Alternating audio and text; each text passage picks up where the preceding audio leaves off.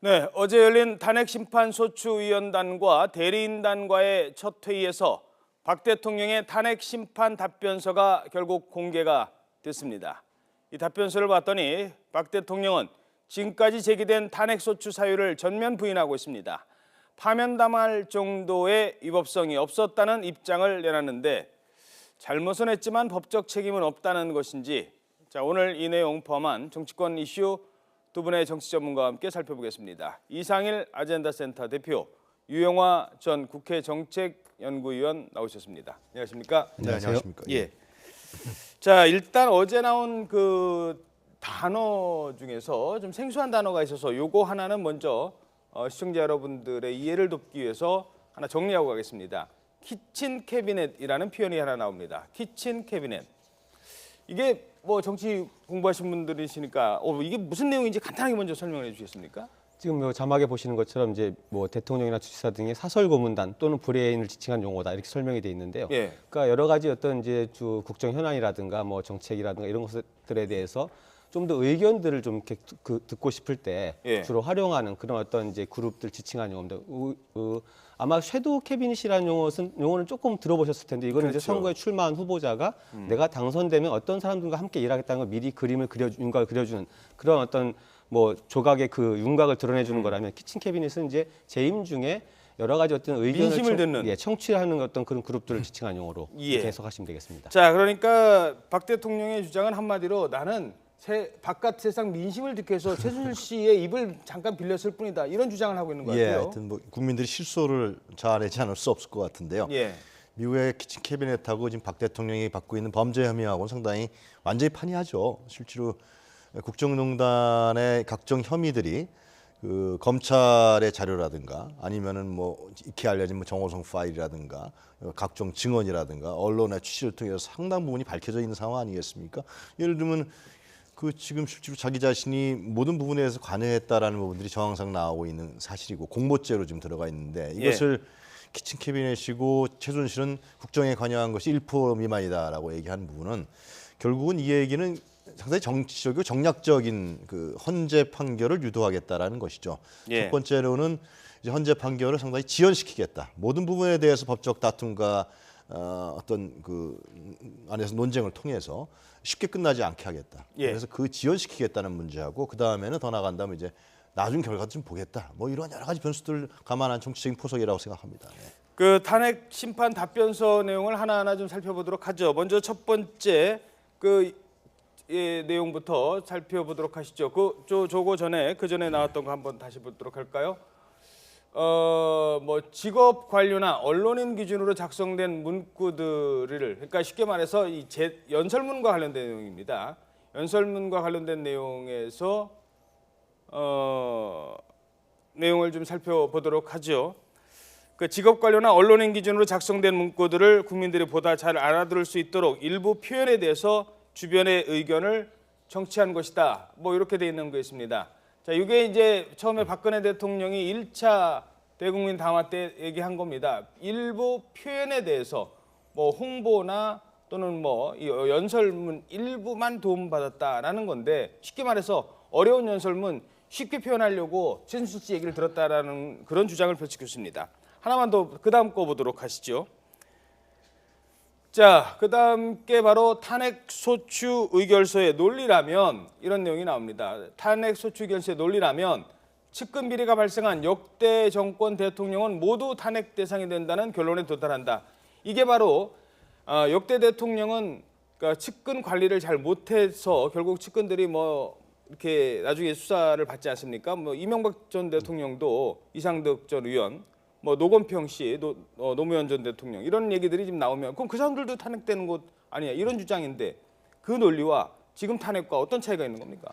지금 그 박 대통령 측 답변서에 담긴 주장은 상당히 큰 비약이 좀 있죠. 그러니까 두 가지를 짚어봐야 돼. 근데 앞에 먼저 연설문 부분을 먼저 보시면 어느 대통령이나 그 뭐 연설문이 되었던 어떤 국정에 대한 주요한 결정 전에 뭐 키친 캐비닛이라는 표현을 쓰지 않더라도 여러 경로로 의견을 듣는 것이 당연한 일이고 해야 되는 일입니다. 그래서 꼭 주변 그룹뿐만 아니라 전문가 그룹을 통해서도 다양한 의견을 들어서 결정하는데 그 결정의 과정에 언제 개입되느냐가 문제거든요. 예. 여러 가지 의견을 들은 뒤에 최종적인 결정은 결국 공식적인 기구 속에서 청와대라든지 여러 뭐 국무회의나 이런 공식 기구 속에서 결정이 되는 것이 그 이후에 그런 과정에서 사적인 어떤 그 정보들이 대외적으로 유출되느냐 안 되느냐 이건 이제 상당히 문제가 되는데 이거를 좀 혼용해서 지금 답변하고 있는 것 같고요. 또 하나는 그 지금 말씀하신 부분처럼 측근 비리가 발생했으면 모든 역대 대통령이 다 탄핵대상이 되는 게 아니냐라는 그 부분에 대해서는 결국 이 측근 비리가 발생한 원인에 대한 부분을 따져봐야 되는 거죠. 그 측근 비리라는 것은 뭐 권력 주변에 늘상적으로 있는 일이다라고 그런 논리를 갖다 대는 것인데 이런 부분에 대해서 과연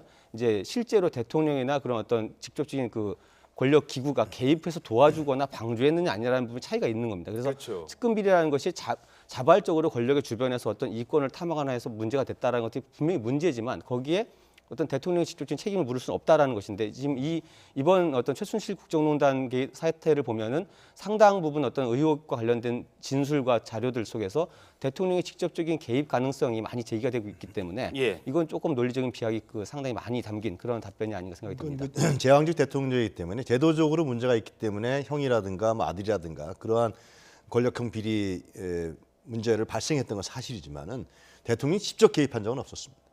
노무현 전 대통령이 직접 개입했습니까? YS나 DJ가 직접 개입했습니까? 아니잖아요. 이번 건은 박 대통령이 직접 개입했다는 데 문제가 있는 거예요. 살아있는 권력이 바로 그 권력을 사설 뭐 키친 캐비넷이라고 하는 데서는 예. 프라이빗 거버먼트라고 얘기했잖아요. 네. 사설 정부식의 운영을 통해 왔고 모든 이권이라든가 광고를 직접 주라고 했고 그 재벌 총수들을 만나서 미르케스 재벌에 대한 그 모금을 부탁했는지 하여튼 어떻게 했는지 강요했는지 그건 뭐 나중에 밝혀지겠지만 이런 부분들은 직접 개입했다는 사실 자체는 판이하기 다른 거죠. 예. 그 점에 대해서 분명히 적시할 필요가 있습니다. 예. 그러니까 뭐 최순실을 이른바 부엌에서 만나서 얘기하는 사람 정도로 해서 키친 캐비넷, 그러니까 식사 같이 하면서 뭐 키친 캐비넷 이런 용어가 나오는데요. 저는 갑자기 이런 생각이 듭니다. 키친 캐비넷 하니까 다른 진짜 캐비넷들은, 그러니까 다른 내각들은 치킨이 된 거예요. 정말 겁쟁이로 만들어 버린 겁니다. 거꾸로 했어요. 예. 네. 자, 그리고 또 하나 있습니다. 정유라 친구 아버지 회사는 왜 도와줬느냐 이런 얘기 있었지 않습니까? 거기에 대해서는 이렇게 얘기합니다. 재단 설립은 과거 정부에도 있었다. 뭐 이런 내용들이 있는데요. 이 내용도 박근혜 대통령이 뭐라고 해명을 했는지에 대해서 먼저 보도록 하시죠. 자, 그러면 과거 정부에도 재단 설립은 있었다. 그러니까 뭐 미르나 K스포츠 여다 얘기도 있었고요. 그리고 왜 중소기업을 도와줬느냐 이른바 KD코퍼레이션 지원 의혹에 대해서 얘기를 하니까 현대차만 도와주라고 했잖아요. 그랬더니 안종범 전 수석의 특혜를 지시한 사실과 관련해서 중소기업의 애로사항을 해결해달라는 것이었다. 아니 우리나라 중에 애로사항 겪는 회사가 이 최순실 씨의 그러니까 정유라 친구 아버지 회사만 있습니까? 이 부분도 좀 이해하지 안 되는 부분이 있지 않습니까?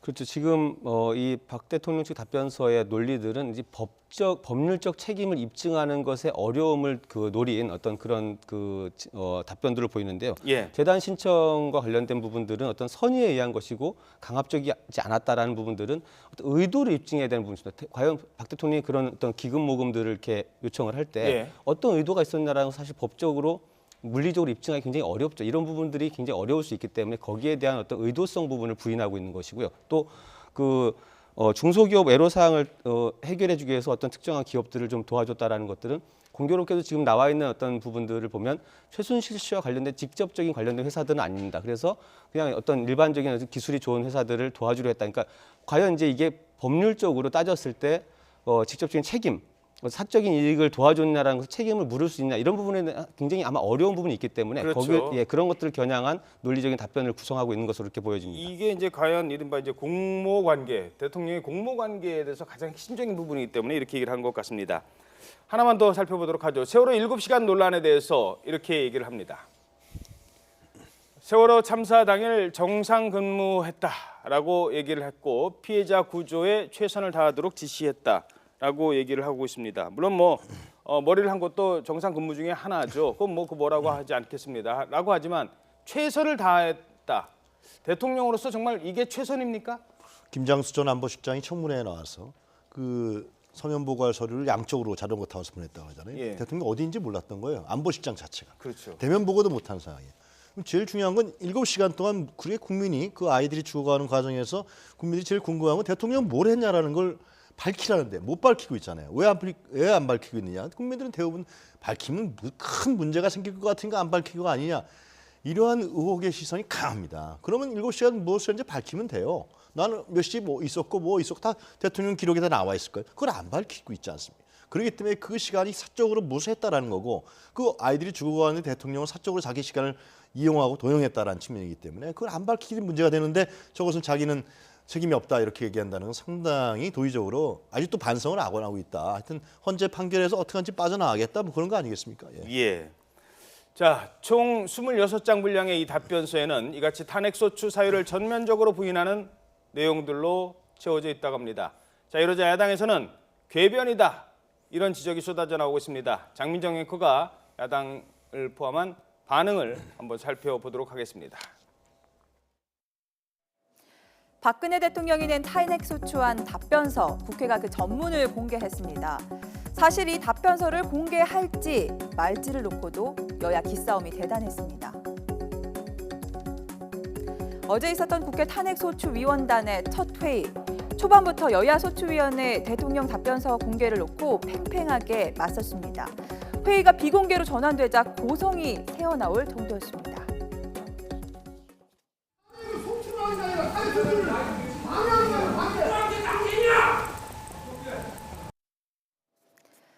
이 서슬퍼런 고성이 오간 뒤 공개가 결정된 답변서, 그 안에는 나는 몰랐다, 대가성이 없었다는 내용이 담긴 사실이 드러나면서 야당 의원들은 맹비난을 쏟아냈습니다. 추미애 더불어민주당 대표는 대통령의 황당한 변론을 듣는 국민은 피눈물이 날 것이라고 말했습니다. 특히 최순실 씨와 연관된 회사가 대기업의 일감 특혜를 받은 의혹에 대해 중소기업 지원을 주문한 것이라는 취지의 답변은 황당하고 안쓰럽기까지 하다고 비판했습니다. 안철수 국민의당 전 대표는 참으로 후안무치하다고 평가했습니다. 압도적으로 탄핵이 의결됐는데도 대통령은 아직까지도 잘못한 것이 없다는 태도라며 국민의 인내심이 바닥나고 있다고 강조했습니다. 자, 대통령의 입장 짤막하게 좀 정리를 하면 적극적으로 지시를 했느냐, 소극적으로 방임을 했느냐, 요 선택밖에 없을 것 같아요 지금. 그렇죠. 그러니까 적극적인 지시는 아니고 내가 관리를 못했다, 방임도 아니고 뭐 이런 주장을 펼칠 것 같은데 어떻게 전망하십니까?